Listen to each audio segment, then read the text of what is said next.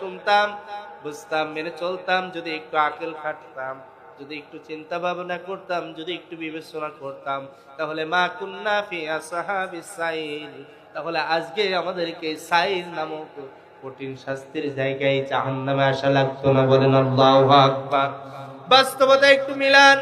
ছোট বয়সে যারা লেখাপড়া করে নাই, পিতামাতার কথা শুনে নাই, মুরব্বীদের কথা শুনে নাই, ইচ্ছা মতো জীবন যাপন করেছে, পড়ার সময় না পড়ে খেলা করতে গিয়েছে, যারা এমনটা করেছে, একটা পূর্ণ বয়সের সময় এসে সেই একই ছেলে, একই যুবক ভাইয়েরা তখন আফসোস করে আর বলে, ছোট থাকতে যদি পিতামাতার কথা শুনতাম, ওই মুরব্বীদের কথা শুনতাম, যদি একটু মেনে চলতাম, যদি তাদের কথা মতো একটু ভালো করে লেখাপড়া করতাম, যদি তাদের কথা মতো একটু কাজ করা শিখতাম, তাহলে আজকে এই বয়সে এসে আমার এখানে থাকা লাগতো না, আমার অবস্থান আরো ভালো হয়ে যেত। ঠিক কিনা বলেন? এরকম আফসোস করে কিনা?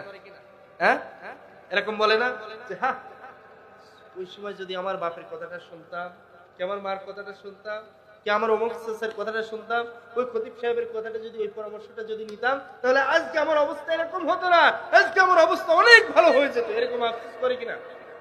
করে কিনা? করে। ঠিক জাহান্নামীরাও ওই দিন এইভাবে আফসোস করবে আর বলবে, অকালু লাউ কুন্না নাসমাউ আও নাকিলু মা কুন্না ফি আসহাবিস সাইর।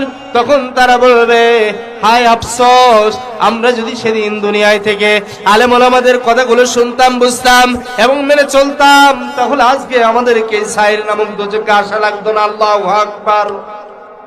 তখন তারা নিজেরা নিজেদের প্রতি আফসোস করে কোনো লাভ হবে না, সেদিন অনুতপ্ত হয়ে কোনো উপকারে আসবে না।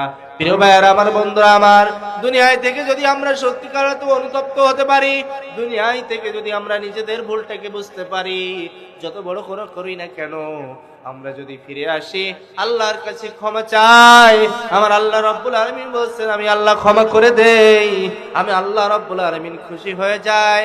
আল্লাহ রাব্বুল আলামিন কোরআনুল কারীমের সূরাতুল জুমারের 53 নম্বর আয়াতে এভাবে বলছেন, বান্দা শোনো, ও কুল ইয়া ইবাদিয়াল্লাযীনা আসরাফু আলা আনফুসিহিম লা তাকনাতু মির রাহমাতিল্লাহ ইন্নাল্লাহা ইয়াগফিরুয যুনুবা জামিআ ইন্নাহু হুয়াল গফুরুর রহিম।